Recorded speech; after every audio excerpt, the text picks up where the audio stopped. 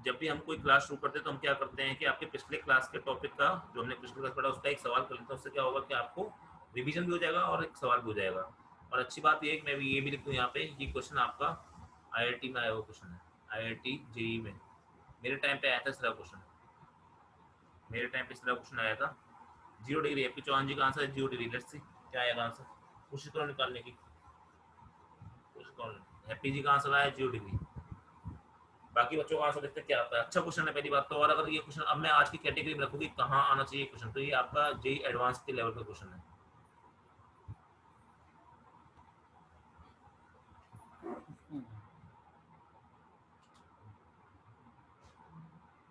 समझ में आ रही है बात? चलो अब करो क्वेश्चन।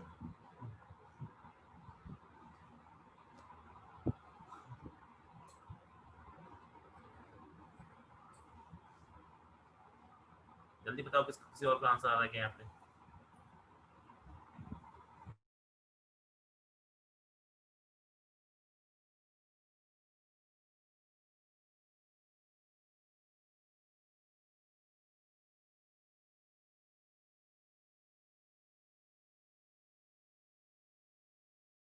हाँ तो बच्चों आया आंसर किसी का? और एक का आंसर है 210 डिग्री, एक का आंसर है 180 डिग्री। मनदीप जी का आंसर 100। मैंने एक और बात तुम लोग भूल गए, क्लॉकवाइज एंटी क्लॉकवाइज कौन बताने आएगा भाई? एक का आंसर रिया जी का आंसर 210, मनदीप जी का आंसर 180, हैप्पी जी का आंसर 0 डिग्री। हैप्पी जी सबसे पहले, जिसका आंसर सही आएगा उसको इनाम मिलेगा, पता है ना ये बात? 11 रुपए का इनाम, 11 रुपए का जो शगुन मिलता है वो इनाम मिलेगा। लेकिन जिसका सही आएगा सिर्फ उसका, जिसका गलत आएगा उससे 20 रुपए लिए जाएंगे वापस। ठीक है, बताओ किसका आंसर आ रहा है अब पता लगा कोई आंसर ही नहीं देगा, वो गलत है 0 वाला। हाँ अब तो गलत हो गया ना, तो 20 रुपए निकालने पड़ेंगे तुम्हें। चलो करते हैं क्वेश्चन, नहीं होगा तुम लोगों से, ना हो पाएगा। कोई और है खिलाड़ी यहाँ पे तो सोच रहा है कि अपन थोड़ा सा आखिरी दांव खेलेंगे? 60 डिग्री एंटी क्लॉकवाइज, इसका आंसर है तृप्ति जी का। तृप्ति जी आप कहीं ऐसा तो नहीं पुराने नोट्स दिख रही उठा के? तृप्ति जी आपने आंसर चेंज कर दिया, क्लॉकवाइज कर दिया? पक्का फाइनल आंसर देख लो अपना क्या हुआ, क्लॉकवाइज की एंटी क्लॉकवाइज? तृप्ति जी आपके पास आखिरी ऑप्शन है अपना बताने का आंसर। शुभम जी 2 मिनट मांग रहे हैं, शुभम जी ले लो, 1 मिनट और आपके पास है। तृप्ति जी फाइनल आंसर बताओ आपका, दोनों में से कौन सा देते हैं? मुझे नहीं पता, तुम बताओ ना मुझे आंसर। क्योंकि अगर ऑप्शन आया क्वेश्चन में कि भाई 60 क्लॉकवाइज और एंटी क्लॉकवाइज, तुम क्या मार के आओगे? तुम्हारे पास अभी भी ऑप्शन है। दीप्ति जी चलो मैं ये बताता हूँ, आपका आंसर सही है क्योंकि आपने पहले आंसर दिया, आपका आंसर सही है। बट अब जो एंटी क्लॉकवाइज से क्लॉकवाइज है वो सही बता दो। और उन्हें सही बता दिया तो आपके 11 रुपये आपके हो जाएंगे। बाकी लोगों से ले लेना 20-20 रुपये में से। बताओ फाइनल आंसर बताओ तृप्ति, उसके बाद करता हूँ मैं क्वेश्चन। अच्छा क्वेश्चन है। अच्छा जी बोल रही है फाइनेंस? नहीं नहीं ये, और अगर मगर कुछ नहीं बोलना है तुम्हें, ऑप्शन तुम्हारे पास एक है, आखिरी आंसर बताओ। नहीं नहीं, और मगर अगर ये क्या तुम तो आंसर चेंज कर रही हो। Fine answer Tripti, fine answer anti clockwise 60 degree या 120? 60 या 120? तृप्ति जी पूछ रहा हूँ, बाकी लोगों का आंसर गलत है, तृप्ति जी का आंसर सही है बस। 60 एंटी क्लॉकवाइज। तृप्ति जी आप जीतती हैं 11 रुपए का इनाम। तृप्ति जी का आंसर सही है भाई। चलो देखते हैं कैसे करेंगे क्वेश्चन, बहुत अच्छा प्यारा सा क्वेश्चन है ये। ठीक है, तृप्ति जी को बधाई हो। तृप्ति जी हमारी क्लास की सबसे पहली विजेता है 11 रुपए जीतने वाली। अब देखो कैसे करेंगे उस क्वेश्चन को, समझो। कोई नहीं, क्वेश्चन अच्छा है पर किया जा सकता है, बस उसके लिए समझो क्वेश्चन में। बड़ा बड़ा डायग्राम बनाऊंगा ताकि आपको इजीली समझ जाए। सारा खेल है डायग्राम बनाने का, जिसने डायग्राम ठीक ठाक बना लिया वो आराम से सवाल को निपटा देगा। देखो यहाँ से क्या हुआ कि यहाँ पे आपकी जो रे आई वो भी 30 डिग्री पे आई, तो साफ सी बात है नीचे तो रे के पैरेलल ही होगी, तो इसके पैरेलल होगी क्योंकि दोनों दोनों आपका 30 डिग्री एंगल बना रही है। अब बात ये है, क्या ये टकरा के, क्या ये रे टकरा के कैसे जाएगी, सारा खेल हुआ है, वो मैं बाद में देखूंगा। मैं पहली बात करता हूँ कि यहाँ पे मैं क्या बनाऊंगा आपका, यहाँ पे आपका बनाऊंगा मैं नॉर्मल।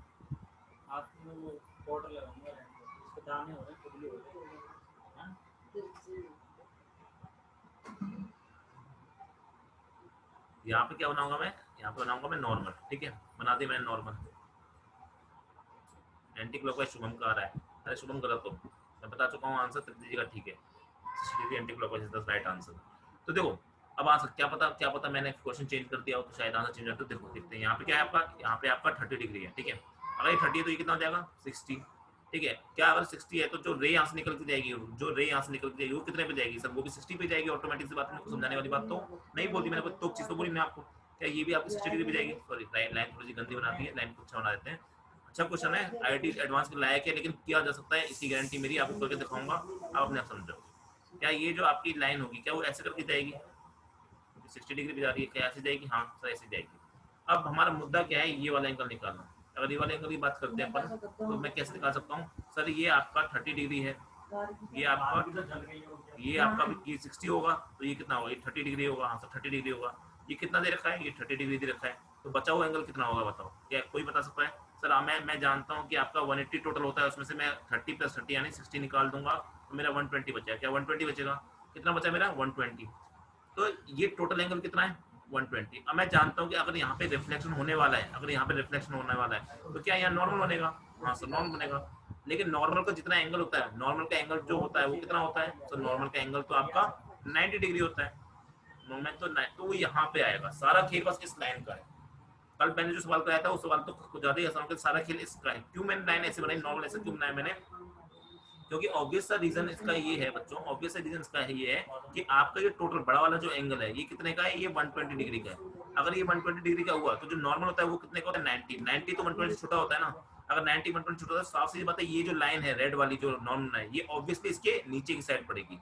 अगर ये नीचे की साइड पड़ेगी, अब मैं जान मान लो एक इस तरह से लाइन है, एक एक एक इंसिडेंट रे ऐसे आ रही है, तो साफ सीधी बात है ना वो बाद में ऐसी तो जाएगी अगर बीच में नॉर्मल होगा तो। क्या उसके हिसाब से अगर मैं बात करूं, जो फाइनल आपकी रिफ्लेक्टेड रे बनेगी वो ऊपर नहीं जाएगी, वो कहाँ जाएगी आपकी? वो आपकी कहीं नीचे जाएगी। मुझे यहाँ पे नहीं लेना कुछ, क्यों नहीं लेता? क्योंकि मैंने सिर्फ 2 रिफ्लेक्शन की बात करी है, तीसरा रिफ्लेक्शन होता है यहाँ पे भी लेता हूँ, ठीक है। अब सारी बात है कि भाई अब ये होगा नया एंगल ऑफ इंसिडेंस, ये हो गया I2, ये हो गया I1। I2 क्या होगा? तो साफ सी बात है सर, ये क्या है? ये पूरा 120 है। अगर ये पूरा 120 और इसमें से मैंने 90 निकाल दिया, देखो ये छोटी सी कैलकुलेशन है, अगर ये पूरा 120 है इसमें से 90 निकाल दिया तो बचा हुआ एंगल कितना है? सर बचा हुआ एंगल 30 डिग्री है। अगर 30 डिग्री है यानी I2 क्या हो गया? 30 डिग्री हो गया। I1 क्या हो गया? 30 डिग्री हो गया। सॉरी I1 तो 60 डिग्री है आपका। तो क्या मैं यहाँ से एंगल ऑफ डेविएशन, अब आएगा खेल की क्लॉकवाइज है कि एंटी क्लॉकवाइज है? अब क्या आएगा खेल, एंटी क्लॉकवाइज है कि क्लॉकवाइज है? तो उसके लिए हम लाइन बनाएंगे आगे।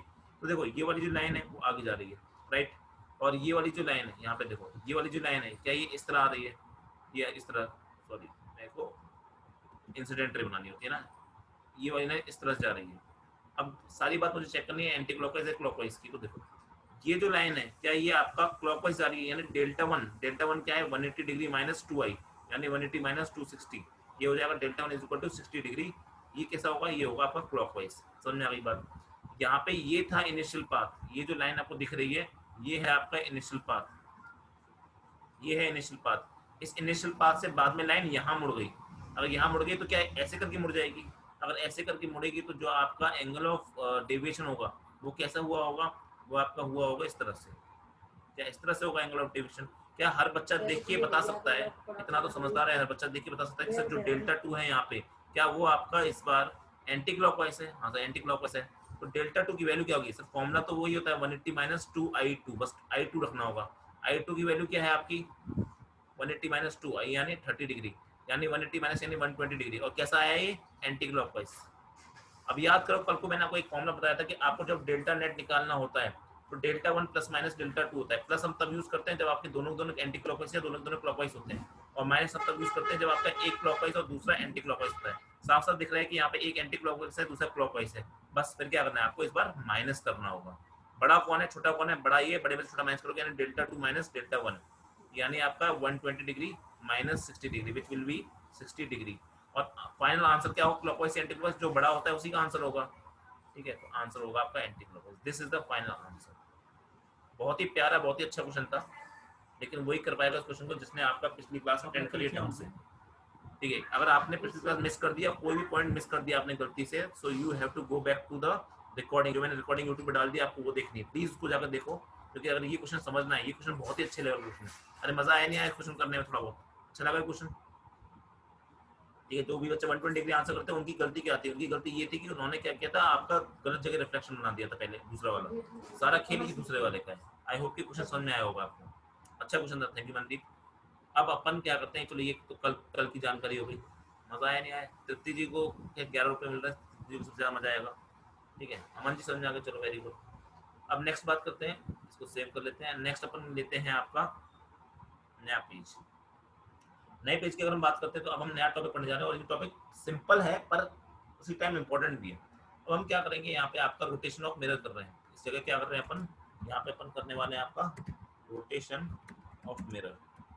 अच्छा टॉपिक है, सिंपल टॉपिक है, वो बहुत ज़्यादा हार्ड टॉपिक नहीं, पर इससे भी सवाल बने हैं आपके एग्जाम में, और सवाल अच्छे आते हैं यहाँ से। सिंपल और हार्ड दोनों बन सकते हैं हर टॉपिक से, तो ऐसे क्या है, पर समझना है इस टॉपिक। देखो रोटेशन ऑफ मिरर, इस बार हम क्या कर रहे हैं, जो अभी हम पढ़ के आ रहे हैं टॉपिक हमारा प्लेन मिरर चल रहा है, ठीक है बच्चों। एक भी टॉपिक छोड़ा नहीं जाएगा, इसकी चिंता मत करना कि मैं आईआईटी हो चाहे आपका कोई नीट हो, दुनिया का एक भी टॉपिक यहाँ पे छोड़ा नहीं जाएगा, सब कुछ पढ़ाया जाएगा आपको, सारे क्वेश्चन कराए जाएंगे। आगे आपकी वो होनी चाहिए भाई कि मुझे कितना पढ़ना है अच्छे से, वो सारी आपकी क्वेश्चन मैं आपको प्रोवाइड कर दूंगा। कल आपके पास में शीट आ जाएगी, जितना भी हम पढ़ लेंगे आज उसके साथ शीट आ जाएगी, बहुत सारे क्वेश्चन बन सकते हैं आप हिसाब से।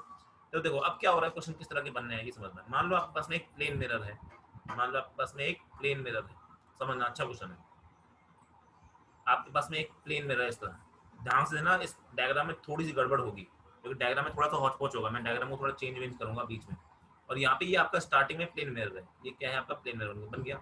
इस पर मैंने क्या किया है, इसमें मैंने एक इंसिडेंट रे डाल दिया, ये आपकी हो गई इंसिडेंट रे, समझना अच्छे से क्वेश्चन को, ये आपकी इंसिडेंट रे होगी, ठीक है। अब मैं क्या कर रहा हूँ, अगर ये इंसिडेंट रे पड़ रही है तो साफ सी बात है इस पॉइंट ऑफ टाइम पे जो आपका नॉर्मल कैसा होगा, सर इस पॉइंट ऑफ टाइम पे तो मेरा नॉर्मल इस तरह का होगा, कोई समझने में कोई इसमें दिक्कत वाली बात नहीं है। अगर ये नॉर्मल होगा तो इस पॉइंट ऑफ टाइम पे आपका जो इंसिडेंट रे होगी, इस पॉइंट ऑफ टाइम पे जो रिफ्लेक्टेड रे होगी, क्या वो ऐसी जाएगी, हाँ सर ऐसी जाएगी, कुछ समझ जाओ, इसमें कोई दिक्कत वाली बात तो नहीं है किसी को, समझना यार, इसको समझ जाओगे बहुत आसान हो जाएगा क्वेश्चन करना। वरना तो आखिरी में आपको ट्रिक बताऊंगा जिससे आपको सीधे आंसर याद करने, आंसर निकालने, वो मेरी मतलब मेरी तरीका है बताने का कैसे करना है। तो क्या ये एंगल ऑफ इंसिडेंस हो जाएगा, हाँ एंगल ऑफ इंसिडेंस हो गया। क्या ये भी एंगल ऑफ इंसिडेंस के बराबर ही होता है, इसका नाम क्या होता है, रिफ्लेक्शन होता है, इसका नाम क्या है, ये होता है एंगल ऑफ रिफ्लेक्शन, पर ये भी आई के बराबर होता है, इसमें समझाने वाली बात कोई है नहीं। अब यहाँ पे बच्चों शुरू होगी आपकी तोप चीज, यहाँ पे शुरू होगी आपकी इंपॉर्टेंट चीज, अगर ये समझ गए तो वो मजा आ जाएगा। अब मैंने क्या किया आपका, अब मैंने ये जो मिरर आपको दिख रहा है ना, इसको घुमाना शुरू कर दिया, इस मिरर को मैंने थोड़ा सा घुमा दिया, कैसे घुमाया ये समझो। इस मिरर को मैंने क्या किया बच्चों, आपको घुमाना शुरू कर दिया। अब जब कैसे घुमाया मैंने, किसी भी डायरेक्शन में आप क्लॉकवाइज घुमाओ चाहे एंटी क्लॉकवाइज घुमाओ, मैंने घुमा दिया। अब इनके पहले मैं नाम कर देता हूँ, देखो अगर घुमाने के बाद क्या होगा ये भी समझ जाते हैं। मान लो कि मैंने इस मिरर को घुमाया, और घुमाने के बाद मिरर की नई पोजीशन कुछ ऐसे आ गई, मिरर की जो नई पोजीशन कुछ ऐसे आ गई, मिरर को मैंने घुमाया इस तरह से कि बाद में आपकी मिरर की पोजीशन कुछ इस तरह से आ गई, मेरा ऐसे घूम गया। कैसे घुमाया, क्या मैंने मिरर को कुछ ऐसे घुमाया क्लॉकवाइज, ठीक है देखो, क्या मैंने मिरर को कुछ इस तरह घुमाया क्लॉकवाइज। मान लो मैंने मिरर को थीटा एंगल से घुमा दिया, मान लो मैंने मिरर को थीटा एंगल से घुमा दिया, और साफ साफ दिख रहा है आपको थीटा घुमाया कैसे, क्लॉकवाइज घुमाया ना, मैंने मिरर को थीटा से घुमा दिया, तो ये मिरर जब घूम जाएगा थोड़ा नीचे आ जाएगा, थीटा है, ठीक है घुमा दिया। अब मैं क्या कर रहा हूँ यहाँ पे, अगर मैंने मिरर घुमाया तो क्या चेंज हुआ होगा, क्या ये इंसिडेंट रे में कुछ चेंज होगा, सर आंसर है नहीं। क्यों, अबे ये पॉइंट सेम है, मिरर सेम है, इंसिडेंट रे तो कहीं से आई है ना, वो तो वैसे ही आएगी, तब भी कोई ऑब्जेक्ट अगर ऊपर रखा है और वो ऐसे लाइट आ रही है तब भी वो पहले भी ऐसे आएगी बाद में भी ऐसे आएगी। फर्क किस बात का पड़ेगा, फर्क पड़ेगा नॉर्मल का। क्यों, क्योंकि जब आपका मिरर टेढ़ा हो गया, पहले पहले नॉर्मल ऐसी लाइन थी, पहले ये लाइन है उस पर नॉर्मल ऐसे डाल दिया मैंने, अब क्या हुआ मैंने मिरर को घुमा दिया, तो क्या नॉर्मल भी घूम जाएगी साथ में, हाँ सर बात तो सही कह रहे हो, नॉर्मल घूम जाएगी। और नॉर्मल कितना घूमेगी, सर नॉर्मल भी आपका उतना ही एंगल घूमेगी जितना मिरर घूमे। अबे दोनों ऐसे हैं, अगर मैं इसको मिरर को थीटा से घुमाता हूँ तो नॉर्मल भी थीटा से घूम जाएगा, बात तो आपने सही कह दी।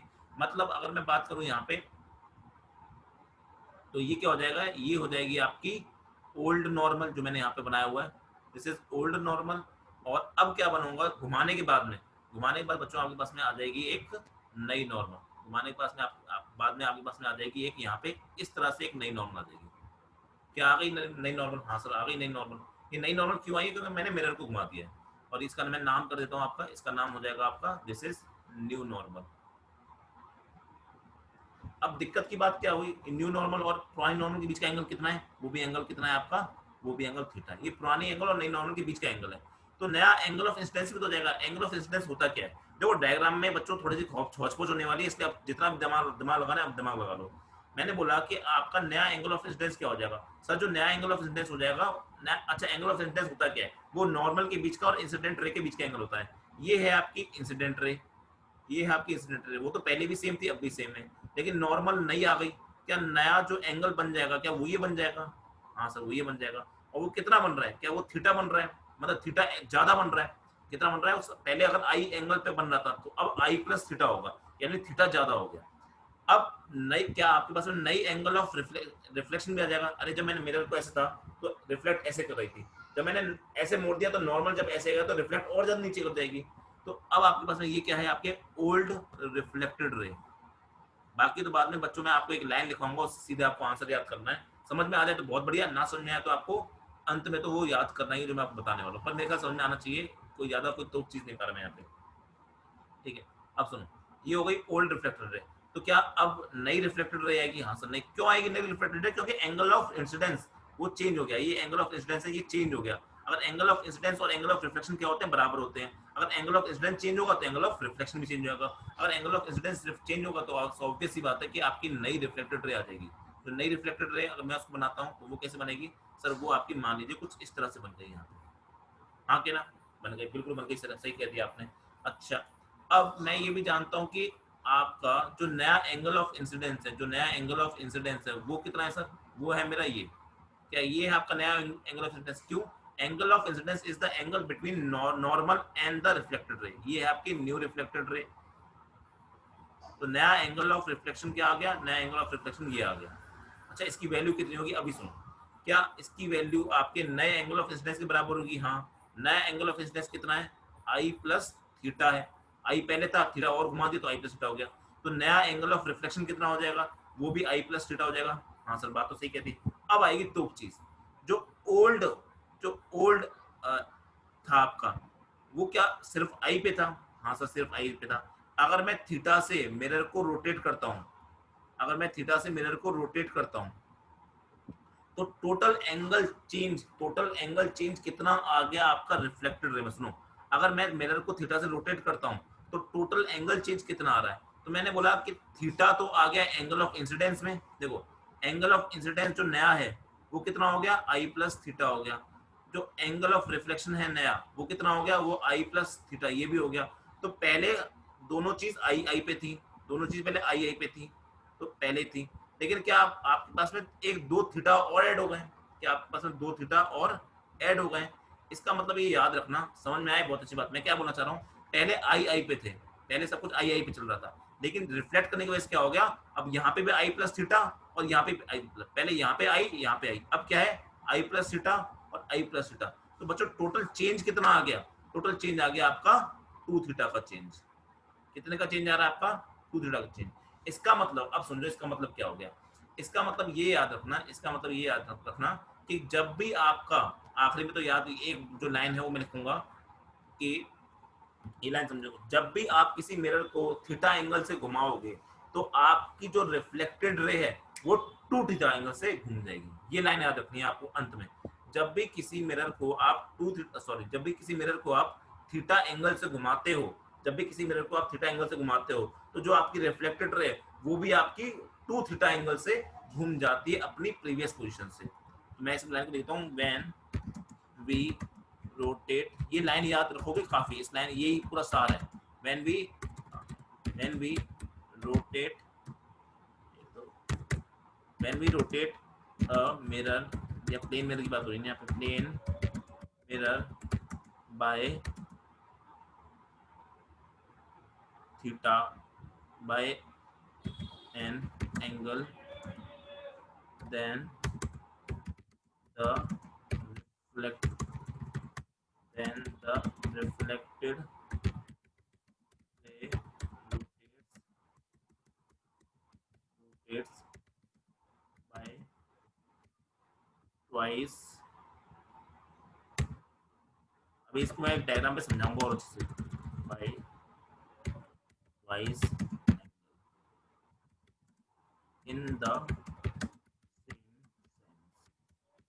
अगर ये वाली बात समझ में आ गई ना तो बस खत्म आपका। अब मैं इसको एक बार समराइज करता हूँ ताकि ये खतरनाक से डायग्राम बनाए। ये समझ में आया नहीं रहा कोई बात नहीं, अब मैं आपको एक सिंपल भाषा में आपको समझाता हूँ और वो याद रखो। ये लाइन याद होनी चाहिए कि जब भी किसी प्लेन मिरर को आप थीटा एंगल से घुमाओगे या किसी भी एंगल से घुमाओगे, जब भी किसी प्लेन मिरर को आप किसी भी एंगल से घुमाओगे तो जो आपका रिफ्लेक्टेड रे वो कितने से घूम जाएगी, उसके ट्वाइस एंगल से घूम जाएगी, ना 2 थीटा से घूम जाएगी। अब इसको हम, ये तो हमारी समझ में आ गया राइट। अब इसको हम समझते हैं दूसरे तरीके से, मतलब मैं इस लाइन को याद रखो और अब आपको डायग्राम बना के समझाता हूँ क्या बोलना चाह रहा हूँ। सुनो, क्वेश्चन कैसे आते हैं, अब सारी चीज समझनी कैसे है, आप बस ये याद रखो कि मान लो ये आपका प्रीवियस मिरर है, ठीक है, ऐसे याद रखना कि ये आपका क्या है सर, ये मेरा है ओल्ड मिरर, ठीक है, जो जब आपने रोटेट नहीं किया, बाद में क्या कर दिया आपने मिरर को, बाद में आपने मिरर को रोटेट कर दिया। मिरर को रोटेट करने के बाद क्या होता है, मिरर को रोटेट करने के बाद ये हो गया, तो आपका ये क्या बन गया, ये आपका न्यू मिरर बन गया। और न्यू मिरर कैसे बना आपका, बिकॉज आपने इसको इस तरह रोटेट कर दिया। तो क्या दिख रहा है, मैंने मिरर को कैसे रोटेट किया है, क्लॉकवाइज रोटेट किया है थीटा से, क्लॉकवाइज रोटेट किया है थीटा से, ये बात भी समझ आ गई, हाँ सर। अब दूसरी बात, जो इंसिडेंट रे है वो हमेशा सेम रहती है, इंसिडेंट क्या रे है आपकी, वो हमेशा सेम रहती है, मतलब इंसिडेंट रे तो आपकी इस तरह से आ गई, ठीक है, उसमें कोई गड़बड़ नहीं है। अब मैं क्या बोलना चाह रहा हूँ कि अगर पहले जो रिफ्लेक्टेड रे थी, अगर पहले जो रिफ्लेक्टेड रे थी ये थी, मान लो ये हो गई आपकी पहले वाली, यानी ओल्ड नाम से बोल देते हैं इसको, हम बोलते हैं आपका, ये हो गई आपकी old reflected ray, old reflected ray. अब सुनना, अब बात क्या बोल रहा है कि अगर ओल्ड मिरर आपका थीटा से घुमाए और क्लॉकवाइज घुमाए, मतलब इस तरह से घुमाए, तो आपकी जो रिफ्लेक्टेड रे है वो भी इस तरह से घूमेगी, वो भी क्लॉकवाइज ही घूमेगी, सेम सेंस का मतलब आपकी सेम डायरेक्शन में घूमेगी, यानी क्लॉकवाइज घूमेगी, ठीक है। और दूसरी बात मैंने क्या बोली आपसे, दूसरी बात मैंने ये बोली आपसे कि आपका जो रिफ्लेक्टेड रे वो कितने से घूमती है, वो डबल एंगल से घूमती है, कि अगर, यानी ये हो गया आपका, अगर मैं इसको यहाँ पे लिख दूँ इसका नाम, ये हो गई, इसका नाम मैं दूंगा न्यू रिफ्लेक्टेड रे। तो बच्चों आपको बस ये याद रखना है कि ओल्ड रिफ्लेक्टर रे और न्यू रिफ्लेक्टर के बीच का एंगल कितना होगा, वो एंगल होगा 2 थीटा से। और किस डायरेक्शन में घूमेगी, ऊपर की तरफ जाएगी या नीचे की तरफ जाएगी, वो डिपेंड करेगा कि मिरर किस तरफ, क्या मिरर आपका क्लॉकवाइज गया है तो आपकी ये जो रिफ्लेक्टेड रे वो भी कैसे जाएगी, क्लॉकवाइज जाएगी। बस इतना याद कर लो, अगर इतना भी याद कर लिया, it is more than sufficient for you to remember कि भाई क्या बोला है, जो मैंने अभी तक समझाया ना उसका समराइज मैंने आपको कर दिया, इससे सिंपल भाषा में समराइज नहीं हो सकता। और इसके अच्छे अच्छे क्वेश्चन क्या बनेंगे वो मैं आपको करवाऊंगा। आई होप कि बात सबको समझ आई, कोई बच्चा ऐसा जिसको समझ नहीं आई बात, कोई भी दिक्कत आई कहीं, फिर से माशू जी फिर से, हाँ ठीक, मैं एक बार बोल दूंगा, और किसी कोई दिक्कत है, और किसी कोई दिक्कत है, ये जितना मैंने अभी बता दिया इसमें उतना ही आपको समझ में आना चाहिए, अगर उतना भी समझ में आ गया it is more than sufficient for you, more than sufficient, इससे ज्यादा आपको समझना नहीं। किसी और कोई दिक्कत हो बताओ, जल्दी से बताओ। अरे जिंदा हो, क्या हो गया, सो गए क्या भाई? अरे समझ में आया तो हाँ करो, नहीं आया तो ना करो, समझना है वापस तो फिर से करो, कुछ तो करो। हाँ जी सर, चलो ठीक है। एक बच्चे ने बोला है कि वापस समझाते हैं, एक बार कोशिश करते हैं वापस समझाने की, ठीक है, एपीजी का आगे आगे समझ, एक बार और कोशिश करते हैं ताकि समझ आ जाए। मान लो लास्ट बार बोल रहा हूँ, प्लीज समझना। मैंने बोला कि पहले आपका मिरर ऐसे रखा हुआ था, इस मिरर को घुमाया मैंने, इस मिरर को ऐसे रखा था, उसको मैंने घुमा दिया, अगर घुमाता हूँ तो वो आपका नीचे आगे क्लॉकवाइज ऐसे घुमाया, क्लॉकवाइज घुमाया, तो आपका जो किसी और मैसेज भी आया, हाँ सर ये जी को समझा, वेरी गुड, ठीक है। तो मैंने उसको मिरर को घुमा के ऐसे कर दिया, तो ये बन गया आपका नया मिरर। ये थी आपकी इंसिडेंट रे, इंसिडेंट में कोई चेंज नहीं आता क्योंकि वो तो ऑब्जेक्ट से आ रही है ना, ऑब्जेक्ट से कोई रे आएगी उतना चेंज होगी। पहले ऐसे आ रही थी तो पहले आपकी रिफ्लेक्टेड ऐसे बन रही थी, यानी इस वाले मिरर से ऐसे बन रही थी वाली, ठीक है। अब क्या हुआ, जब मिरर को घुमाते तो रिफ्लेक्टेड रे भी घूम जाएगी, कितना घूमेगी ये सारा निर्भर करेगा इसके ऊपर। अगर मैंने मिरर को थीटा एंगल से घुमाया है तो रिफ्लेक्टेड रे अपने प्रीवियस वाले पोजीशन से 2 थीटा घूम जाएगी, ये भी समझ में आ गया। अब क्लॉकवाइज घूमेगी एंटी क्लॉकवाइज घूमेगी, ये सारी डिपेंड करता है इस पे, मिरर घुमाए, मिरर कैसे घुमाए आपका, क्लॉकवाइज घुमाए, तो आपका सिंपल सा रीजन क्या हो जाएगा यहाँ पे कि यहाँ पे जो आपका ये घूमेगा, ये भी कैसे घूमना चाहिए, क्लॉकवाइज। अगर मिरर मेरा एंटी क्लॉकवाइज घूमता, अगर मान लो ये जल्दी अगर मैं बनाता हूँ यहाँ पे, अगर मिरर ऐसा होता और मिरर ऐसे घूम जाता, मिरर ऐसे घूम जाता, और ये होती है आपकी पहले वाली रिफ्लेक्टेड रे, ये ओल्ड रिफ्लेक्टेड रे होती, ठीक है, ओल्ड रिफ्लेक्टर होती है, तो नई वाली रिफ्लेक्टर कहाँ जाती है, वो इस तरफ जाती है। क्यों, क्योंकि आपने मिरर को कैसे घुमाया है, एंटी क्लॉकवाइज में, अगर थीटा घुमाया है तो ये न्यू वाली रिफ्लेक्टर यहाँ पे होती है, और कितने होती है, 2 थीटा पे। आई होप कि ये बात तो आपके सामने आएगी, अब समझ आ गया होगा आई होप सबके, ठीक है। चलो ये तो सब अपन ने क्या किया, सब यहाँ पे अपन ने थ्योरी समझी इसकी, आई होप की थ्योरी अच्छी समझ में आई होगी। अब हम करते हैं सवाल, 2-3 तरह के सवाल बनते हैं, उन सारे सवालों को हम यहाँ अटेम्प्ट करेंगे। सबको समझ में आ रहा है ना भाई, बीच बीच में मैसेज करते रहा करो भाई, ताकि मुझे लगता रहे कि तुम लोग जिंदा हो, 2-4 निपट नहीं गए, ठीक है। चलो सवाल करते हैं, सवाल शुरुआत करते हैं सिंपल सवाल सवाल से ही।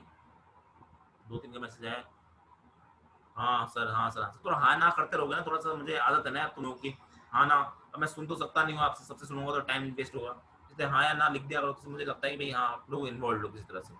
अच्छा लगता है ना भाई तुम लोगों की बातें, आवाज़ सुनना, बातें देखना, प्यार है ना तुम लोगों से मुझे इतना।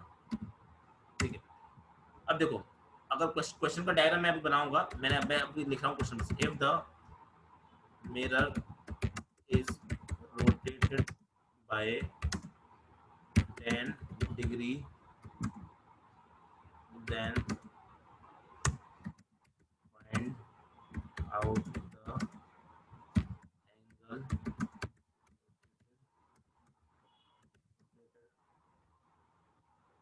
by reflected ray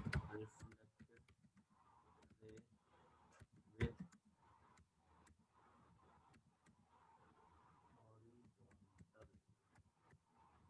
Find the angle rotated by, find the angle of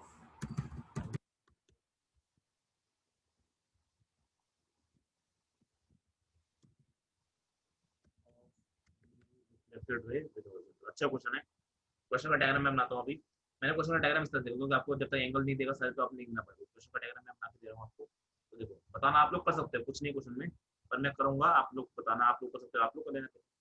ठीक है, एक मिरर है आपका, ये इनिशियल मिरर है, ठीक है, ये इनिशियल मिरर है। और यहाँ पे अगर मैंने बताया नहीं कैसे घुमाया, चलो वो बता दूंगा यहाँ पे। यहाँ पे देखिए, यहाँ पे मैंने लिखा है क्लॉकवाइज घुमाया मैंने, क्लॉकवाइज। ठीक है, अब क्वेश्चन ऐसा है कि भाई ये आपका मिरर है, इनिशियल मिरर बनाया मैंने, फाइनल मैं नहीं बनाऊंगा, फाइनल के लिए आपको क्वेश्चन में देखना है आपसे। ये मेरा इनिशियल मिरर है, और मैंने क्या बोला, आपकी एक इस तरह से इंसिडेंट रे आ रही है यहाँ से, आपकी यहाँ से आपकी एक इंसिडेंट रे आ रही है, ये एक इंसिडेंट रे आ रही है यहाँ पे, और वो आपकी टकरा रही है यहाँ पे, यहाँ पे टकरा रही है। उसका एंगल जो मैंने आपको दे रखा है बच्चों, एंगल दे रखा है मैंने, यहाँ से एंगल दे रखा है आपका 20, 30, 40, 80, 90, मान लो 70, मान लो 70 डिग्री दे। बताओ क्या आंसर होगा। If the mirror is rotated by 10 degree clockwise, then find की स्पेलिंग कर दीजिए, पर आप लोग समझदार हो, then find the angle of new reflected ray with horizontal. बताओ बच्चों क्या आंसर होगा, कोशिश करो, वरना मैं तो बताऊंगा ही बात।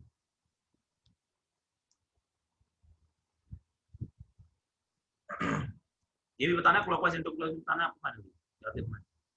60 डिग्री आंसर आ रहा है एक बच्चे का, हैप्पी कहाँ से 60 डिग्री आ रहा है, देखते हैं बाकी हैप्पी कहाँ से, तो हमसे बहुत जल्दी आता है। एंटी क्लॉकवाइज, ठीक है, देखते हैं। चलो एंटी क्लॉकवाइज क्लॉकवाइज रहने दो, आप मुझे बस एंगल बताओ, एंटी क्लॉकवाइज रहने दो, एंटी क्लॉकवाइज रहने दो, क्योंकि मैंने एक्चुअली सवाल कुछ और पूछा है। आप बस ये बताओ आंसर क्या होगा। 60 डिग्री होगा, 30 डिग्री होगा, 40 degree, 50 degree, 10 degree, 90 degree, 80 degree, 10 degree, क्या आंसर बताओ। जल्दी जल्दी जल्दी जल्दी जल्दी जल्दी। क्वेश्चन ढंग से पढ़ना, जिसने क्वेश्चन ढंग से नहीं पढ़ा उसका आंसर गलत आएगा। जिसने बच्चों क्वेश्चन प्यार से ढंग से नहीं पढ़ा और चीजों को नहीं समझा जो मैंने समझाई है, उसका गलत होगा, उसका क्या होगा, गलत होगा। देखते हैं किसी का और का आंसर आए।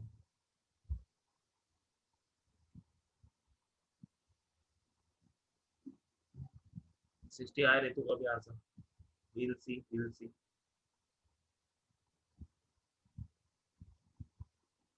डायग्राम बनाना है भाई, रे ऑप्टिक्स में और कुछ नहीं, पूरे रे ऑप्टिक्स में सिर्फ डायग्राम खेला है। जो डायग्राम बनाता रहेगा ठीक ठाक वो जीतता रहेगा, जो नहीं डायग्राम बनाएगा, एंगल का ध्यान नहीं रखेगा, वो गलतियां मारेगा। एक और बच्चे का आंसर है क्लॉकवाइज, मत बताओ, क्लॉकवाइज की जरूरत नहीं है, एंगुलर डेविएशन नहीं निकालते इस केस में, क्योंकि सब कुछ दे रखा है मेरे को। चलो सवाल करते हैं, क्या और कोई आंसर देना चाहता है जल्दी से। मैं सबके आंसर चेक करूँ, आपको पता है मैं सबके आंसर पढ़ता हूँ। मीनू जी का भी आंसर 60 आया है, इंशा जी का आंसर 60 आया है, रिया का आंसर ऊपर कुछ और लिखा है, रिया का आंसर 50 डिग्री लिखा है। रिया जी 50 डिग्री आंसर आपका। आप कौन सी रिया हो, रिया हो कि रिया चौधरी हो, कोई का तो नाम, अच्छा आप रिया ही हो, आप रिया चौधरी नहीं हो। रिया चौधरी अटेंड नहीं करी, पता नहीं क्लास। चलो विल सी, लेट्स सी। क्या किसी और को आंसर करना है, final answer, final final final final 15 second का टाइम। चलो लेट्स सी किसी का आंसर आया है। मनदीप जी का आंसर आया 60 डिग्री। रिया शर्मा, ओके चलो, रिया शर्मा ठीक है नाम, बिकॉज यू नो आजकल चक्रवर्ती भी बहुत फेमस चल रहे हैं ना। रिया तो फेमस है ही, चक्रवर्ती भी फेमस चल रहा है आजकल, बंगाली एरिया बहुत फेमस चल रही है आजकल। चलो, चलो नावल रिपीट सीधा आंसर, चलो जिसने कर लिया अच्छी बात है, जिसने नहीं किया कोई बात नहीं, अभी करते हैं अपन। ठीक है चलो, क्वेश्चन का मैं डायग्राम है, डायग्राम की फिगर को हम सेम नहीं रखेंगे, डायग्राम की फिगर को हम अलग बनाएंगे वापस से। मान लो मैंने ऐसे बना दिया, बड़ा बड़ा बनाएंगे, सुंदर सा प्यारा सा, ठीक है, समझ में तो आ ही जाएगा आगे। अब देखो मैंने क्या बना दी यहाँ पे, इंसिडेंट रे बनानी मुझे। अगर मैं इंसिडेंट रे बनाता हूँ यहाँ पे, तो इंसिडेंट रे आपकी इस तरह से कुछ आ रही है, और वो कुछ आपको यहाँ पे 70 डिग्री बना दी। बच्चों आप गलतियां ये करते हो ना, आप डायग्राम नहीं बनाते। जो बच्चे गलतियां करे हो ना, वो सिर्फ डायग्राम में गलती कर रहे हो। 70 डिग्री है, पहले नॉर्मल, पहले ये ओल्ड नॉर्मल डाला, क्यों डाल रहा हूँ मैं ओल्ड नॉर्मल? अरे मुझे, अगर मैं जब तक ओल्ड नॉर्मल नहीं डालूंगा, तब तक मैं नई नॉर्मल, तब तक मैं नया रिफ्लेक्टेड रे, तो जब तक मैं ओल्ड नॉर्मल नहीं डालूंगा, तब तक मैं ओल्ड रिफ्लेक्टेड रे किस निकालूंगा? देखो मिरर के घूमने से बस मुझे ये पता होता है कि आपकी रिफ्लेक्टेड रे पहले वाले रिफ्लेक्टेड रे से कितना एंगल बनाती है, यानी 2 थीटा बनाती है। तो पहले मुझे पुरानी वाली रिफ्लेक्टेड रे तो बनानी पड़ेगी ना। हाँ सर, वो तो बनानी पड़ेगी। तो पुरानी वाली बनाने के लिए आपको नॉर्मल नॉलेज, अगर ये कितना है 20 डिग्री है, तो जो आपका बच्चों को बनेगा यहाँ पे रिफ्लेक्टेड रे, क्या वो इस तरह से कुछ बनेगी? हाँ सर, इस तरह से बनेगी। अगर इस तरह से बनेगी, वो कितना एंगल बनाएगी? सर वो एंगल मेरा बनाएगी यहाँ से 20 डिग्री। अब ये तो पता है ना, angle of incidence, angle of reflection, ये तो बहुत बार बोल चुका हूँ। तो ये हो गई। ये क्या हो गई आपकी सर? ये हो गई ओल्ड, ओल्ड रिफ्लेक्टेड रे, हाँ के ना? हो गई, ठीक है।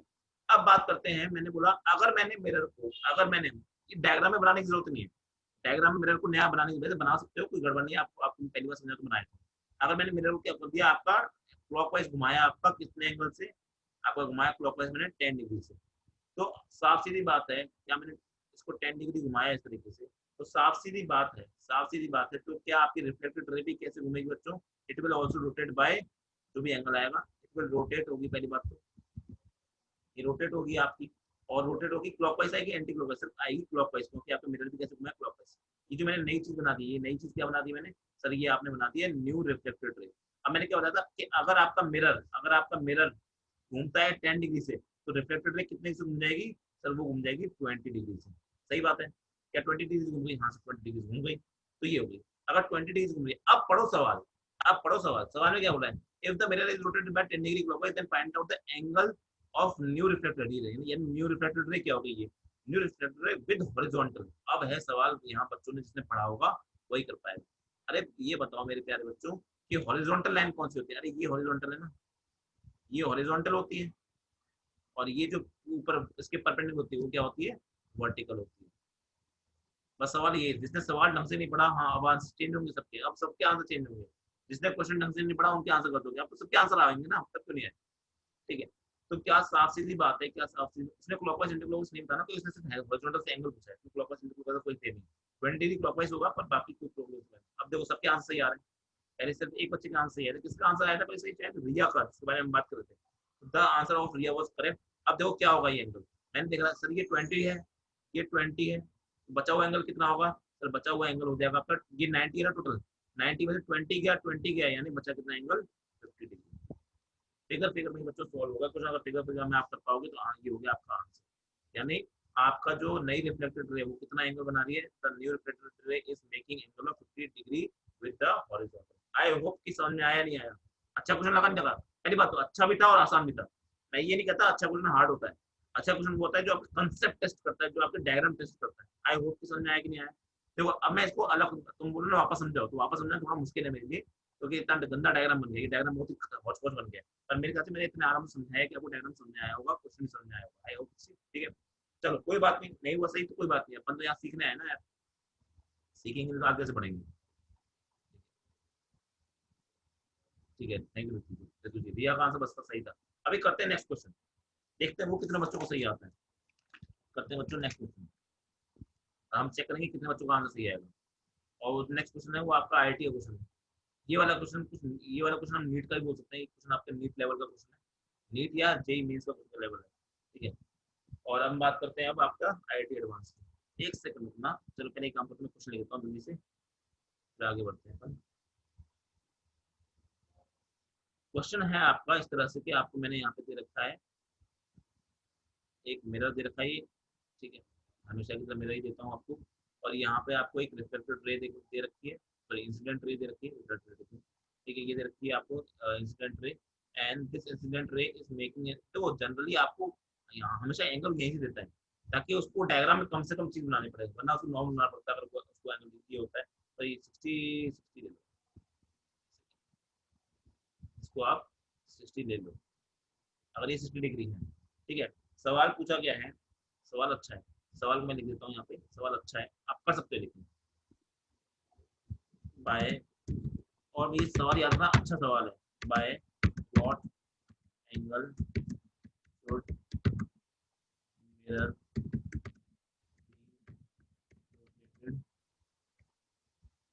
so that reflected ray will become horizontal। चलो मैं एक काम करता हूँ, इसके ऑप्शन देता हूँ आपको। ऑप्शन है आपके, सब डिग्री में आंसर है।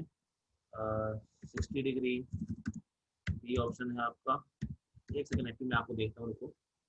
30 डिग्री सी है आपका। वैसे आंसर इन दोनों में से आ ही जाएगा आपका, पर मैं कुछ भी बोलता हूँ। मैं बताऊँ जबरदस्ती के ऑप्शन होते हैं ना, बोथ ऑफ, या फिर ऐसे जबरदस्ती ऑप्शन होते हैं बोथ, और एक और ऑप्शन होता है जबरदस्ती वाला नन, जो कि बहुत ही कम चेक केसेस में आंसर होता है। आपके सामने किसी ने कुछ डाउट पूछा, मैं बताता हूँ। ये क्वेश्चन आपको, आप सॉल्व करना शुरू कर सकते हैं। जल्दी आंसर हैप्पी, वो वेरी गुड, बहुत जल्दी आंसर है, वेरी गुड। ठीक है बच्चों, ये क्वेश्चन आपके सामने, आप लोग ट्राई करो। तब तक मेरे लैपटॉप का चार्ज खत्म हो रहा है, मैं लैपटॉप को चार्ज लगाता हूँ। आप लोग ये क्वेश्चन ट्राई करो, बहुत आसान क्वेश्चन है, पर दिमाग लगाना है क्वेश्चन, थोड़ा सा दिमाग लगाना, तो आप क्वेश्चन सही बहुत सही कर सकते हो। देखो क्या, मैं तो चार्ज लगाता हूँ, आप लोग आंसर निकालो। चलो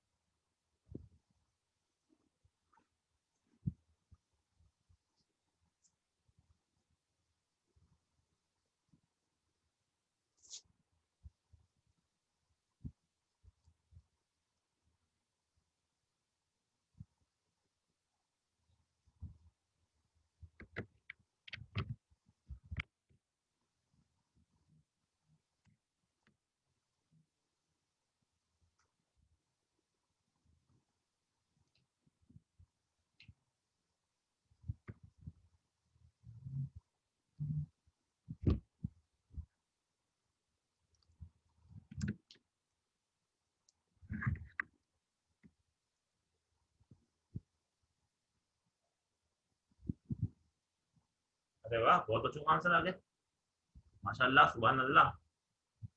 अरे ए बी मत करो यार, तुम आंसर ही दो, ए बी भी कर देते हो। तो ए बी मतलब क्या देगा, बस 30। 30 सारे आंसर ऑप्शन 30 डिग्रीज में। क्या सबका आंसर बी भी आ रहा है, वेरी गुड। बीबी बीबी बीबी बीबी की वाइन्स, अम्मी बीबी, अम्मी जान बीबी जान, वाह। 30 डिग्री आंसर, हैप्पी का 30, सुनो का 30, मीनू का 30, 30 डिग्री बी ऑप्शन, 30 मनदीप का 30, माजू का 30। 30 मतलब 30 डिग्री, मतलब कुछ और ही सुनाई दे रहा होगा आप लोग। 30। जी सर, कैसी बातें करते हैं। ठीक है। तृप्ति जी का बी ऑप्शन, इसलिए लोगों ने बी रख दिया।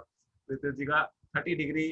30 30 30 30 30। नहीं, ऐसा कुछ नहीं बोलेगा कोई ना घर में। ठीक है सर, क्या आप भी सर, छी। सर खाने का टाइम था और आपने ऐसी बात, खाना खा के आए थे अभी अभी। चल कोई ना, बुरा नहीं मानेंगे अपन, अब मान भी नहीं तो अब क्या हो सकता है, कुछ नहीं। चलो करते हैं, करें। चलो शुरू करते हैं, तफसील लेके प्रभु का नाम। और किसी का आंसर कुछ कुछ आ रहा है क्या?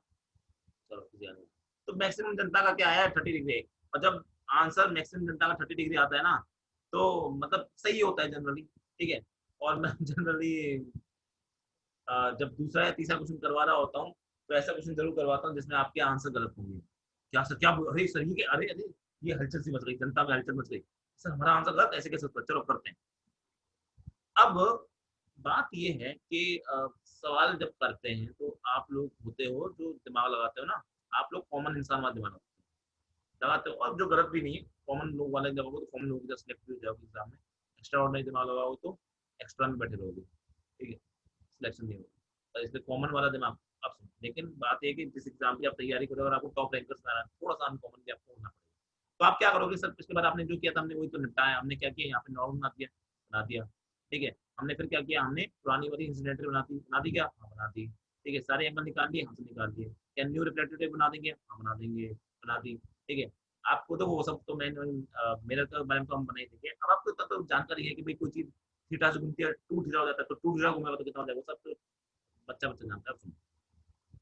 मैंने क्या बोला, यहाँ पे दे रखा है 60 डिग्री, अगर ये 60 डिग्री है तो ये कहाँ हो जाएगा, 30 डिग्री, 30 डिग्री तो ये भी क्या हो जाएगा 30 डिग्री, यानी आपका ओल्ड कितने पे है सर, ओल्ड मेरा 30 डिग्री पे था। तो आपकी ये बोल रहा है कि मैंने बोला कि आपकी जो सॉरी रिफ्लेक्टेड रे वो हॉरिजॉन्टल हो गई। अगर हॉरिजॉन्टल हो गई विच मीन, अगर हॉरिजॉन्टल हो गई विच मीन्स कि आपकी जो ये रे ऐसी नहीं बनेगी, वो रे आपकी एक्चुअली में इस तरह से कुछ बनेगी, आपकी वो रे कुछ इस तरह से बनेगी, राइट, हॉरिजॉन्टल होगी ना, इस तरह से बनेगी। बिल्कुल सही सर, मतलब जो भी आप कर रहे हो मैंने यही किया और मेरा आंसर सही है, क्योंकि सबका 30 डिग्री आया है तो आपका आंसर भी सही है। तो बोलता है मिरर कितने से घुमाया होगा मैंने, मिरर कितने से घुमाया होगा, साफ सी बात है सर, आपका इस वाले और ये ओल्ड वाले और न्यू वाली रिफ्लेक्टर रे के बीच का एंगल कितना है सर, वो है आपका, वो कितना है, वो है आपका 30 डिग्री, ये 90, 30 60 है। अगर ये बोल रहा है क्या ये 2 थीटा हो जाएगा, मैंने बोला था ना कि मिरर को थीटा से घुमाते हैं तो एंगल 2 थीटा होता है, तो अगर ये थीटा तो थीटा क्या हो जाएगा सर, थीटा हो जाएगा आपका 30 डिग्री। लेकिन मेरे ख्याल से किसी ने भी शायद एक दो बच्चों ने सिर्फ आंसर दिया है क्लॉकवाइज, सिर्फ एक दो बच्चों ने आंसर दिया था 30 डिग्री क्लॉक, यानी मिरर को मैं 30 डिग्री से घुमाऊंगा तो आपकी रिफ्लेक्टेड रे क्या बन जाएगी, आपकी reflected ray will become horizontal. क्या मैक्सिमम तक आंसर ये आया है, बिल्कुल आया।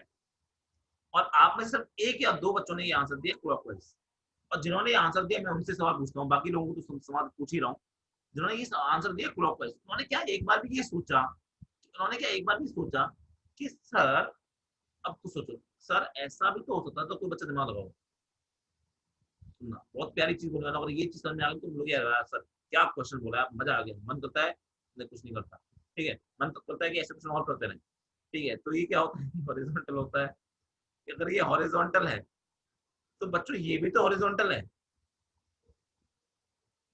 अरे हाँ सर, तो उससे क्या हो गया, अबे पूरी लाइन हॉरिजॉन्टल है ना ये, हाँ तो क्या हो गया, तो ये हो गया बालकों कि अगर इस डायग्राम को मैं वापस से बनाऊं, अगर देखो आप समझना बहुत तगड़ी चीज बोल रहा हूँ मैं, इसी डायग्राम में कर रहा हूँ हेरा फेरी, अगर सर मैं ये बोल रहा हूँ कि आपका ये साइड भी हॉरिजॉन्टल होती है और ये साइड भी क्या होती है, हॉरिजॉन्टल होती है, तो मैं आपसे पूछता हूँ कि आपने सिर्फ इसको इस तरफ क्यों घुमाया, अगर हॉरिजॉन्टल ये भी हॉरिजॉन्टल है और ये भी हॉरिजॉन्टल है, किसी बच्चे ने इस लाइन को इस तरफ क्यों नहीं घुमा दिया, ऐसा भी तो हो सकता था कि वो जो न्यू रिफ्लेक्टेड रे हो वो यहाँ पे आ जाए, ऐसा भी तो हो सकता है जो न्यू रिफ्लेक्टेड रे है वो यहाँ पे आ जाए, हाँ सर हो तो सकता है, क्यों नहीं हो सकता, कोई कोई मना कर रहा है तुम्हें करने से, हाँ हो तो सकता है, थ्योरेटिकली होता है। अगर न्यू यहाँ पे आ गई तो अब ओल्ड और न्यू के बीच का एंगल कितना है, क्या ओल्ड और न्यू के बीच का एंगल है अब आपका 120 डिग्री, कैसे सर, 60 प्लस 30 प्लस 30 कितना होता है, 60 प्लस 30 प्लस 30 कितना होता है 120 डिग्री, हाँ सर 120 डिग्री होता है। अब क्या मैं बोल सकता हूँ कि ये जो 120 है वो किसके बराबर है, वो 2 थीटा के बराबर है, हाँ के ना, तो यहाँ से थीटा क्या आ गया, यहाँ से थीटा आ जाएगा आपका 60 डिग्री, और ये क्लॉकवाइज होगा एंटी क्लॉकवाइज, साफ सीधी बात है ना, ये कैसे घुमाया आपने, ये एंटी क्लॉकवाइज घुमाया, तो आपका ये क्या होगा एंटी क्लॉकवाइज। बहुत दिमाग लगाने वाला ही बच्चा ये आंसर कर सकता है, आई होप कि समझ में आ गया होगा। मैंने कोई हार्ड तरीके से बताया, इससे आसान कोई तरीका कोई दुनिया में नहीं बता सकता, इस आसान तरीके से वो वही बता सकता है जिसने पहले 30 डिग्री आंसर निकाला हो, उसके बाद जो दिमाग लगाया वो आंसर निकालेगा, ठीक है। ये क्वेश्चन मेरे टाइम पे आया था मेरे एग्जाम में, मैंने आपका अपना IIT एग्जाम निकाला था, जब मैंने अपना IIT एग्जाम क्लियर किया था अपने जमाने में, ठीक है, मेरे जमाने में कुछ आया था और मेरा सही था, मेरा सही था, thank God to my teacher, my almighty physics teacher, ठीक है, उनकी वजह से। आपको जब मैं आगे चलूंगा ना कभी, अभी कल बैठ के बताऊंगा तो उन टीचर के बारे में बताऊंगा, और मैं बताऊंगा कि मेरी फिजिक्स कितनी गंदी थी, आप लोग बिलीव नहीं करोगे मेरी फिजिक्स बहुत ही गंदी थी यार। और तो आजकल आप ये सुनते भी रहते हो कोई भी टीचर ही बताए मेरे पहले ये सब्जेक्ट बहुत गंदा हुआ करता था, बाद में मैं इतना अच्छा कर दिया कि अब मैं उस सब्जेक्ट को पढ़ाता हूँ, एक्चुअली होता है बहुत लोगों के साथ में, सब मेरे साथ खुद हुआ है, मैं बिलीव नहीं करता ऐसी बातों पे, लेकिन जब मेरे साथ ही वैसा हुआ तो मैं मानता हूँ भाई मेरी फिजिक्स बहुत गंदी थी, बहुत ही गंदी थी, ठीक है, लेकिन वही फिजिक्स सोचो आज इतनी अच्छी है कि भाई मैं आप लोग कम से कम आप जैसे इतने होनहार प्यारे बच्चों इतने पढ़े लिखे बच्चों को पढ़ा पा रहा हूँ, ठीक है, और थोड़ा बहुत तो आपसे ज्यादा जानकारी है तो आप भी समझ गए होगे। तो यहाँ पे आपके दो आंसर होंगे, 60 डिग्री भी होगा लेकिन 60 डिग्री कौन सा, एंटी क्लॉकवाइज, आपका 30 डिग्री भी होगा कौन सा, क्लॉकवाइज, गधा नहीं हो जो मैं आपको ये ऑप्शन दे रहा था, आंसर इसका बच्चों आंसर विल बी सी। अरे मजा आया नहीं आया क्वेश्चन करने में, पहले मुझे बताओ, ये सारी की सारी मेहनत सारी सारी हिम्मत मेरी बेकार है, तो मैं समझ में नहीं आया क्वेश्चन का सोल्यूशन, समझ में आया नहीं आया, मजा आया नहीं आया क्वेश्चन करने में, 30 डिग्री सबका आंसर आया था ना, क्या फिर भी सबका गलत हुआ, मेरा मेन मुद्दा यहाँ पे आपको गलत प्रूव करना नहीं है, यस सर आया वेरी गुड, मेरा मेन मुद्दा आपको यहाँ गलत प्रूव करना नहीं है, मेरा मेन मुद्दा है कि आपको उस लेवल तक का पढ़ा दूं जिस लेवल तक का शायद आप सोच भी नहीं सकते कि इस लेवल के सवाल बन सकते हैं क्या, आपको वो चीज समझ में आ जाए कि आपको भी जिंदगी में ही सोचना यार इस तरह के सवाल मैं कर सकता हूँ क्या, मैं कर सकती हूँ क्या, वो सवाल आप लोग समझ जाओ ना तो अगली बार कर पाओगे। अगर आप समझोगे नहीं, आपको बताऊंगा नहीं तो करोगे कैसे अगली बार। Thank you Shubham, thank you Meenu, thank you Insha, thank you, आ गया, वेरी गुड। ठीक है, तो ये आप देखो बस, आईआईटी को लोग हार्ड मानते हैं, आईआईटी को लोग हार्ड मानते हैं, नीट को आसान मानते हैं, आईआईटी मेंस को हार्ड मानते हैं, आईआईटी एडवांस को हार्ड मानते हैं, आईआईटी मेंस को आसान मानते हैं, आईआईटी एडवांस को हार्ड हार्ड मानते हैं। क्यों? किसने बोला ये हार्ड और आसान? कौन है ये बोलने वाला? कहाँ से आते हैं ऐसे लोग? एक किसने बोला कि ये आईआईटी एडवांस हार्ड होता है? पता है कौन बोलते हैं? जो खुद एडवांस निकाल रहे हैं। जो एडवांस निकाल रहा है ना बच्चा, उससे पूछो कि क्या था। जो एक्चुअली में ढंग से पढ़ के एडवांस का एग्जाम निकालना है उसको पूछो, उसको कोई फर्क नहीं पड़ता। उसको उसके सामने आईआईटी मेंस का पेपर पटक दो, उसके सामने नीट का पेपर पटक दो, उसके सामने एडवांस का पेपर पटक दो, उसको फर्क नहीं पड़ता। क्योंकि पढ़ाई इतने अच्छे कॉन्सेप्ट से, इतने अच्छे लेवल के हिसाब से पढ़ाए ना वो, कि उसको फर्क नहीं पड़ता कि हार्ड और आसान क्या होता है, पता नहीं। हाँ, वो ये बोल सकता है केमिस्ट्री हार्ड थी कि फिजिक्स हार्ड थी या मैथ हार्ड थी, कोई सब्जेक्ट बोल सकता है वो एक बार के लिए। पर ये सब नहीं कि भाई फिजिक्स हार्ड थी, नहीं, फिजिक्स हार्ड नहीं बोलेगा वो इस तरह से। कंसेप्ट अच्छे होने चाहिए। कंसेप्ट अच्छे तो आप दुनिया को कोई भी सवाल उठा के पटक दोगे सामने, आप कर लोगे। कंसेप्ट खराब है तो आपके सामने ना एबीसीडी में लिख दूंगा, आप एबीसीडी में डाउट करोगे कि एबीसीडी 26 होती है कि 27 होती है। ठीक है, तो दिया की क्लास में बाकी वापस आ गई। चलो, तो आई होप कि क्वेश्चन समझ आएगा। इसके बाद बच्चों एक दो क्वेश्चन और आते हैं इसी फॉर्मेट पे आपके, रोटेशन ऑफ मिरर पे। और जो फॉर्मेट है वो आपका थोड़ा सा सर्कुलर मोशन से मेरा नाता है, उसका लेना देना। तो मैं आपको, क्योंकि आपको मैं सर्कुलर मैंने नहीं पढ़ा है और आपको आता होगा, क्लास 11 का टॉपिक है, तो बहुत ही छोटा सा बेसिक मैं आपको सर्कुलर मोशन का देता हूँ, जितने की मुझे सवाल में जरूरत है। और ये सवाल आपको दुनिया की हर किताब में, दुनिया के हर टीचर के नोट्स में मिलेगा। ये क्वेश्चन आपको कहीं भी पढ़ लो, एनसीईआरटी की बात नहीं कर रहा, दुनिया की किसी भी आईआईटी नीट किसी भी किताब पढ़ोगे, किसी भी मॉड्यूल को पढ़ोगे, किसी भी शीट को पढ़ोगे, उसमें क्वेश्चन आपको मिलेगा ही मिलेगा। इसका एक रिटन क्वेश्चन एग्जाम्पल है, वो एग्जाम्पल भी आपको मिलेगा ही मिलेगा। सुनो, तो उससे पहले मैं ये बता, एक छोटा सा ज्ञान देता हूँ आपको, सेव कर लेते हैं फिर अपन आगे बढ़ते हैं। छोटा सा बहुत ही छोटा सा कंसेप्ट है आपका सर्कुलर मोशन का, वो मैं आपको पहले देता हूँ, उसके बाद हम आगे बढ़ेंगे। वो क्या है आपका, सुनो, छोटा सा कंसेप्ट है, कंसेप्ट ऑफ सर्कुलर मोशन। मुझे बस एक लाइन की जरूरत है सर्कुलर मोशन की, उसके बाद तो आप समझ जाओगे कंसेप्ट ऑफ सर्कुलर मोशन क्या है। मान लो आपके सामने कोई भी सर्कल बना दिया मैंने, कोई भी आपके सामने एक सर्कल बना दिया, ठीक है। अब क्या हो रहा है, अब मैंने बोल दिया कि भाई आपका यहाँ पे कोई आपका यहाँ पे सेंटर है, सेंटर से यहाँ पे रेडियस है, ठीक है, ठीक है। अगर ये आपका circular motion clockwise anti clockwise जैसा भी घूम रहा है, ये मान लीजिए ये सेंटर है, यहाँ पे हिंज है, ये इसको मैं ओमेगा से घुमा रहा हूँ। अगर मैं ओमेगा से घुमाता हूँ, इस ओमेगा को बच्चों हम बोलते हैं एंगुलर वेलोसिटी या एंगुलर स्पीड, कुछ भी बोल सकते हैं। इसकी यूनिट होती है आपकी रेडियन पर सेकंड होती है, इतना तो आपको पता ही होगा। अब साथ में क्या होता है, मुझे निकालनी पड़ती है इसकी लीनियर स्पीड। एक सर्कुलर मोशन में एक लीनियर स्पीड भी होती है, वो कौन सी होती है, इस पार्टिकल की, जो ऐसे होगा ना, जब आपने बचपन में देखा होगा कि एक पत्थर को घुमा रहा हूँ मैं और पत्थर को अचानक रस्सी टूट जाए, तो क्या पत्थर सीधा भागता है? पत्थर घूमता थोड़ी ना रहता है, सीधा भागता है। तो सीधी वेलोसिटी को अपन बोलते हैं लीनियर वेलोसिटी। उस सीधी वेलोसिटी को अपन बच्चों बोलते हैं आपका लीनियर वेलोसिटी बोलते हैं, या फिर अच्छा नाम क्या होता है उसका, अच्छा जो प्यारा सा अच्छा सा नाम होता है वो होता है आपका, उसको बोलते हैं अपन टेंजेंशियल स्पीड या टेंजेंशियल वेलोसिटी या वेलोसिटी, जो भी बोलते हैं, वी। ये एक तरह की क्या है, एक तरह की लीनियर स्पीड है। लीनियर मतलब लाइन में, ओमेगा मतलब घूमने में, वी। और इसकी जो फॉर्मूला होता है, अगर ये आर है, ये क्या है, आर है, तो v is equal to r omega. मेरे ख्याल से हर बच्चे को फॉर्मूला तो पता होना चाहिए, जिसने भी सर्कमोशन कभी भी गलती से एक बार पढ़ा। वी इज इक्वल टू क्या होता है आपका, आर ओमेगा होता है, हाँ कि ना। दूसरी बात मुझे समझनी है क्या, कि यहाँ पे आपका जो एंगल होता है, आर और वी के बीच में जो एंगल होता है वो बच्चों वो 90 डिग्री का होता है। आर और वी में जो आपका एंगल होता है वो क्या होता है, वो 90 डिग्री का होता है। आई बात समझ में नहीं आई? ये थोड़ा सा सर्कुलर कॉन्सेप्ट होगा, आई होप की बात समझ आप, मुझे इतने की जरूरत है। तो समझना क्या है, ये बात है, जब भी सर्कुलर मोशन होगा, जब भी सर्कुलर मोशन होगा तो क्या है, जब भी सर्कुलर मोशन होगा तो आपकी जो वेलोसिटी होगी वो आपकी परपेंडिकुलर टू रेडियस होती है, ये वाली बात। दूसरी बात, उसकी वैल्यू क्या होती है, आर ओमेगा होती है, ये पहली बात। दूसरा, ये सर्कुलर मोशन का मुझे इतनी जरूरत थी अभी बस। सर्कुलर मोशन है बड़ा टॉपिक, पर उसका मुझे अभी काम नहीं। अब नेक्स्ट मुझे छोटी सी बतानी हुई है आपकी बच्चों वेक्टर के बारे में, मैंने वेक्टर नहीं पढ़ाया है, ठीक है, तो प्राइवेट वेक्टर के बारे में सुनो, छोटा सा चीज है क्या है। अच्छा, मुझे एक और चीज अनाउंसमेंट करना है, भी कल आपकी शायद दिन में एक क्लास हो सकती है, ठीक है, तो सरप्राइज रख सकता हूँ मैं उसको, क्लास को शायद अपनी क्लास को दोपहर में, आई एम होपिंग सो कि मैं शायद 12-1 बजे के आसपास एक क्लास रखूँ कल आपकी। और वो क्लास हो सकती है बेसिक मैथमेटिक्स। मैं क्लास के एंड होने से पहले बता दूंगा, एंड होने वाला है, बस मुझे 10-15 मिनट और चाहिए आपका बस। वेक्टर, अब सुनो, वेक्टर क्या है आपका, वेक्टर होता है कि भाई वेक्टर में बहुत सारी चीजें बताए, मैं यहाँ पे सिर्फ बात कर रहा हूँ वेक्टर के कंपोनेंट्स लेने की। इसको अपन दूसरे नाम से बोलते हैं रेजोल्यूशन ऑफ वेक्टर्स, उसका नाम आते हैं, बहुत सारे नाम होते हैं, रिजोल्यूशन ऑफ वेक्टर्स, या दूसरा चीज होती है आपकी प्रोजेक्शन ऑफ वेक्टर्स, बहुत सारे नाम होते हैं, डिटेल में वेक्टर में पढ़ा जाता है ये चीज। कंपोनेंट लेने, तो कंपोनेंट लेने में मेरे ख्याल से हर बच्चे को ये चीज तो पता होगी कि ये हो गई वाई एक्सिस, ठीक है। मैं हल्के पेन से बनाता हूँ ताकि बाद में इसके ऊपर कुछ बना पाए। इसका मैसेज आया है, यस संबंधी, ठीक है। ये हो गई मान लो वाई एक्सिस हो गई, ठीक है। सिमिलरली आपकी ये हो गई एक्स एक्सिस हो गई, ये एक्सिस हो गई, ठीक है। और मान लीजिए यहाँ पे कोई आपका वेक्टर है, यहाँ पे आपका कोई वेक्टर है इस तरह से, यहाँ पे आपको कोई वेक्टर है, तो मैं साइन से बनाता हूँ, ये कोई वेक्टर है, ठीक है। और ये वेक्टर है, मैं इसको याद नहीं, ट्रिक भी बताता हूँ क्लास में, तो अभी अभी आपके साथ शेयर करूंगा, ठीक है। मान लो ये आपका ए वेक्टर है, प्रूफ क्या है वो वेक्टर में पढ़ते हैं। ये वेक्टर हो गया और ये वेक्टर हो गया, ये क्या हो गया, ये हॉरिजॉन्टल हो गया और ये आपका वर्टिकल हो गया, ठीक है।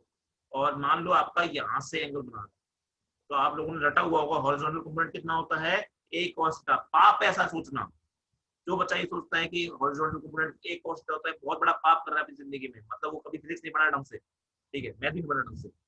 तो क्या होता है सर, अब बताओ, याद करना ऐसे है कि जिस वाले एक्सिस के साथ में, जिस वाले एक्सिस के साथ में एंगल बनाता है थीटा, उसको लेना है आपको कॉस वाला, यानी ये हो जाएगा इस टाइम कॉस थीटा। और जिस वाले के साथ में एंगल नहीं बनाता, वो क्या होता है, वो साइन होता है। बस याद रखना, ये याद होना चाहिए। जिसके साथ में, जिसको वेक्टर नहीं आता वो भी समझ ले वेक्टर किस कंपोनेंट लेना कैसे आना चाहिए। ये हो जाएगा हॉरिजॉन्टल कंपोनेंट, ये हॉरिजॉन्टल, ये वर्टिकल।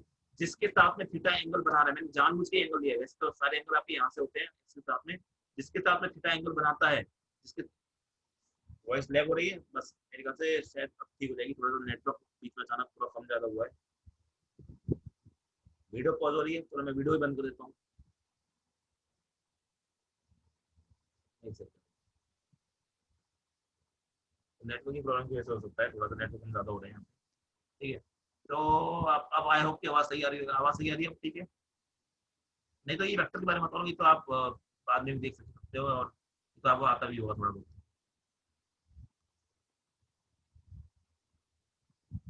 अब ठीक आ रही होगी आई गेस, अब ठीक आ रही होगी पहले से। चलो, यहाँ मैं बोल रहा था ये आपका हो जाएगा ए सेंटर, ये हो जाएगा एक और। एक बात हमेशा याद रखना, एक बार जब मैं किसी वेक्टर के, एक बार जब मैं किसी वेक्टर के कंपोनेंट्स को बना देता हूँ ना, एक बार में अगर मैंने इसके ये कंपोनेंट, ये वाला कंपोनेंट बना दिया ए साइन थीटा, और ये वाला कंपोनेंट बना दिया मैंने ए कॉस थीटा, अगर मैंने ये कंपोनेंट बना दिए, और ये यहाँ पे ए कॉस थीटा मैंने जो ले रखा है, और ये लेकर साइन, एक बार अगर मैंने जो आपके कंपोनेंट बना दिए, तो जो आपका मेन वेक्टर होता है ना, इसको हम वहां से हटा देते हैं। अब दोनों ही चुप रहो, ठीक है। एक बार अगर जो मैंने वेक्टर के कंपोनेंट्स बना देता हूँ, तो मैं जो मेन वेक्टर होता है ना उसको हटा देता हूँ। क्यों हटा देता हूँ, क्योंकि ये जो दोनों कंपोनेंट आए हैं, ये आए किसके, इसी के। अगर मैंने यही बना दिया तो ये वापस बना, ये बनाने का कोई मतलब नहीं आता, ये बस कंसेप्ट है, याद रखो। जब भी मैं किसी वेक्टर के कंपोनेंट्स बना देता हूँ, तो मैं मेन वाले वेक्टर को वहां से हटा देता हूँ। आई होप ये इतनी सी बात आपको समझ में आई होगी। चलो, मेरे ख्याल से बहुत ज्यादा लैग कर रही है आप मेरी वॉइस, तो एक काम करते हैं, आज क्लास हम यही खत्म कर लेते हैं, ठीक है। और इस कंसेप्ट पे खत्म करते हैं, और इस कंसेप्ट को हम आगे बढ़ाएंगे, कल की क्लास में करेंगे, टाइम भी हो रहा है और वॉइस भी लैग कर रही है, नेटवर्क में वो दिख रहे हैं, कम कम हो रहे हैं मेरे। तो अपन क्या करते हैं बच्चों, कल अपनी क्लास करते हैं, ठीक है। कल करें अपन क्लास, आज के लिए इतना ही पढ़ते हैं, ठीक ठाक पढ़ लिया अपन। इसको रिवाइज करना, वीडियो में अपलोड कर ही दूंगा, कोशिश करूंगा रात में। और अपन कल मिलते हैं फिर ना, आपके लिए, क्योंकि जो नेक्स्ट चीज बताने वाला हूँ वो अच्छी चीज है। हाँ मैं समझ गया हिमांशु कि फिर से बताना पड़ेगा, इसलिए हम कल पढ़ेंगे, ठीक है। क्योंकि यहाँ पे लैग करे वैग करे, फिर पता लगा मुझे 2 बार और रिपीट करना पड़ा है, 3 बार रिपीट करना पड़ा है। और जो क्वेश्चन में करवाने वाला हूँ अच्छा क्वेश्चन है, 2 क्वेश्चन करवाने मुझे, दोनों क्वेश्चन काफी अच्छे लेवल के क्वेश्चन है। वो अगर नहीं समझ में आएंगे, फिर अगर आपने ये कंसेप्ट नहीं पढ़ा तो। चलो आज के लिए इतना ही पता है, thank you very much, thank you Deepti ji, बाकी लोग भी थैंक यू ओके ओके करके निकलो। चलो फिर कल मिलेंगे, thank you very much, good night Priya, thanks a lot.